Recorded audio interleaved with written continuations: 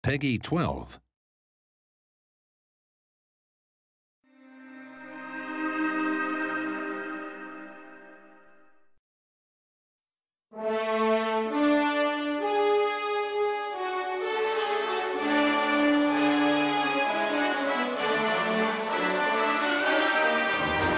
In Assault on Baloria, a lot of the lore, in fact most of the lore, directly refers to events that have already taken place, both in Atreya's ancient history and as your David progresses through Aion's campaign quests. As anyone who played Aion knows, there was a great event called the Cataclysm that tore Atreya in half. This event killed millions of the planet's inhabitants and 2 of the Empyrean lords, including Lady Sela. What's left of the planet is shaped like an apple core, and Aion's fate up until now has been decided on the inside of the planet, in Elysia, Asmodee, and the Abyss. Now, in Assault on Baloria, we get to travel to the outside of Atreya and explore a whole new part of the world, Baloria. Baloria is the Balor homeland. Until now, the Balor have been in the Abyss trying to find ways into Elysia and Asmodee. But the Aelios and Asmodeans have beaten them to it. They've found their way into Baloria, taking the fight to their enemy. The 3 main zones are Ingerson, Geltmoras, and Silentera Canyon. The Aelios have taken Ingerson, and they're looking to move through Silentera Canyon to take Asmodean strongholds in Geltmoras. The Asmodeans, for their part, want to take Ingerson Fortress, and if they happen to tread on a few Balor tails on the way, so be it.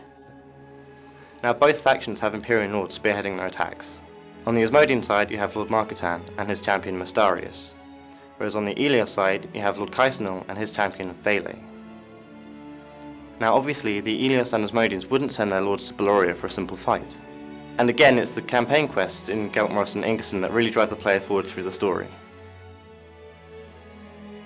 Aelios players are sent to Ingerson to help establish the Obelisk network. Obelisks are what stop Davers dying permanently, so it's important to establish a network of them before moving your main force in. The Hushblade Legion move in first, carving out a path, and the Wisplight Legion follows them, establishing obelisks, fortifying strongholds, and so on. For instance, the Ingerson Illusion Fortress is an elaborate illusion that they must constantly maintain.